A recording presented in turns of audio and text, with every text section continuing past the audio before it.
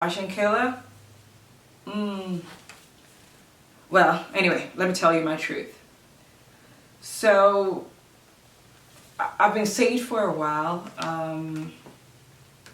I've been saved for a while, and one of my struggles has been what to wear, whether it was appropriate for the message I was giving to others who saw me.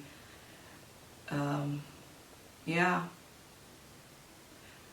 When before I got saved, the clothes I really loved to wear, like when I used to go to the nightclub, used to go to parties, and stuff like that. The things I really loved to wear were mini skirts, hot pants, bodycon dresses. What else? What else? Oh, things that showed my cleavage. Like it was okay for me to show my navel, like my tummy. I was okay with all of those outfits because I'm very artistic, and I love to command attention. So like, hey, those were the clothes I was wearing. But after I got saved, I still had those clothes. And when I was invited to a party or something, I'll still wear some of those clothes. Because hey, first of all, I spent money. Some of the clothes I had still had tags. These clothes, I bought them because I thought they looked nice and they complemented my shape. I love them because, like, you know, we watch TV, movies, and these magazines and everything. That's what is hot. That's what is trending. So I was still wearing them because I'm naturally an artistic person and I wanted to look good. So hey, I kept wearing them. The one day I heard this voice telling me I had to dress modestly. I was like, dress modestly?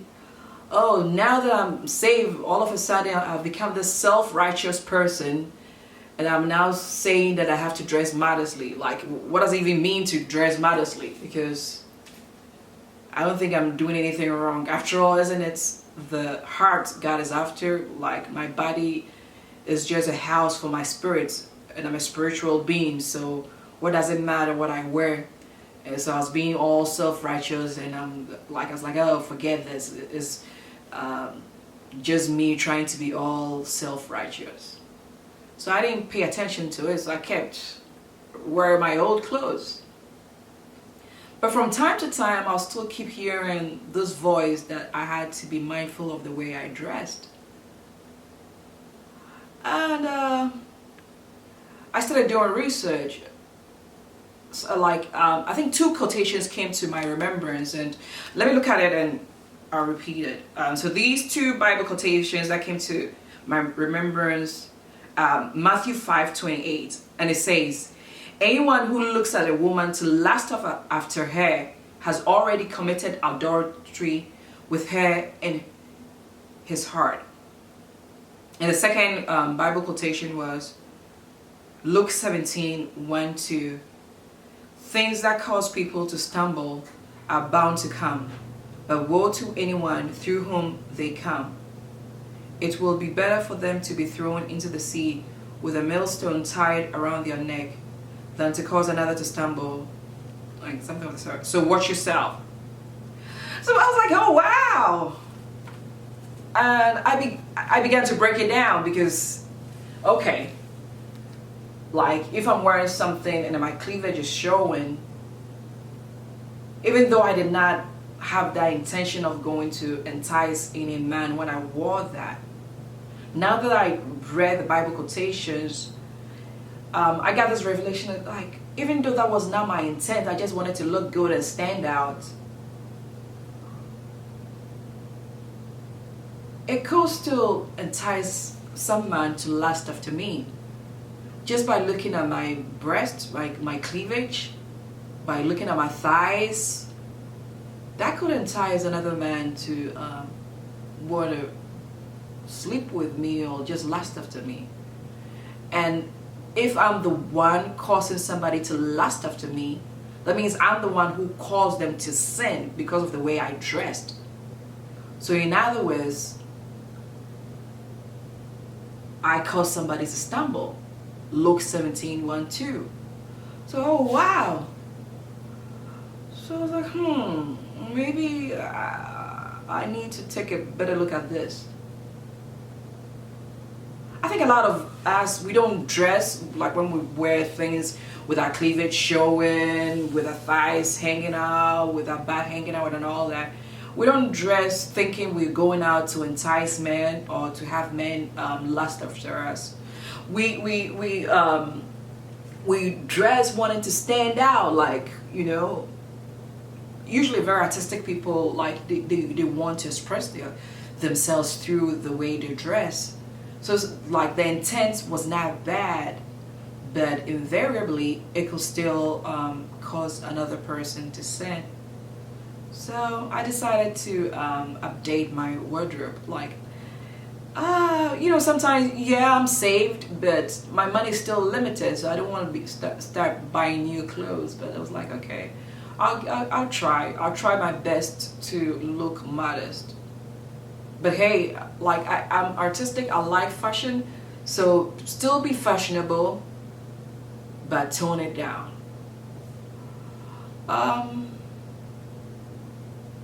What do you think? What do you really think? I think, like, it's not a one size fits all. Like, when you look in the mirror, you can tell, like, if you have this at the back of your mind, you can tell that, okay, this dress that I'm wearing, there's a likelihood that some men will look at me and they might be aroused, or they might lust after me.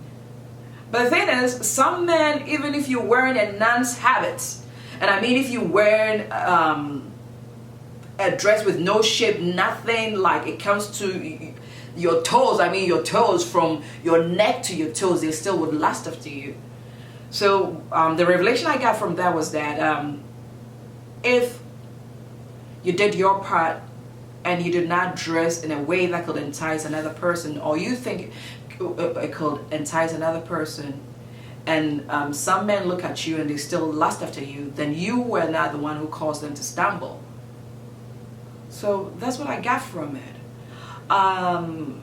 I've done a lot of research about the subject, and I could have an in-depth video if you wanted. So if you think you want an in-depth discussion on this subject, leave a comment, and I'll have an in-depth video about the subject, because there's more to it. There's more to it. Like, if you're a Christian and all that, there's more to it. But I just wanted to keep it real short. The outfit I'm wearing, all the information will be at the bottom. And like I said, it's not a one size fits all, because like you have to dress in a way that fits your body size. That's not too provocative. It's not a one size fits all. Like, you can tell yourself, just look in the mirror, and if you think it's too sexy, you probably would want to tone it down if you're a Christian and you don't want to cause another person to sin. So it's a struggle. It's a struggle. I must be honest. It's a struggle. I presently have about 6 dressy shorts, like they're really short, that I bought because I love them a lot. Like, if you get some cage stilettos or like cage sandals to go with it, hey, I think it will look very hot. I still have tags on these shorts, and for some reason I cannot give these shorts up. I still have them. I don't know if I'm waiting for an excuse that will make it okay for me to wear these shorts. I'm not sure. So it's a struggle, because after you get saved, there was a certain way you used to dress. Like, there was a certain way you loved dressing, and all of a sudden you need to change the way you dress. It is a challenge, but it's doable. I'm going to have another video which is turned up modest looks, because like, you still can look modest but still very trendy and very stylish. But it is a challenge, because like, when you look in the magazines, there's a certain look that is being said to be very fashionable and hot. And like, for a lot of women, we want to look hot. We want to be attractive, not to cause men to sin, but like, we want to stand out. Sometimes even if you go to a party, you don't want to be wearing the same dress another person is wearing. You want to stand out. You want to own it. So, well, I have come to the place that I know I need to tone it down. I need to be modest, but I still would want to be fashionable. So look out for this video. I'll have it very soon, and it will all be about how you can be trendy, fashionable, but modest. So hey, I hope you loved this video. Subscribe, and we'll talk about more stuff. And yeah, okay. So enjoy your day and wish for the best.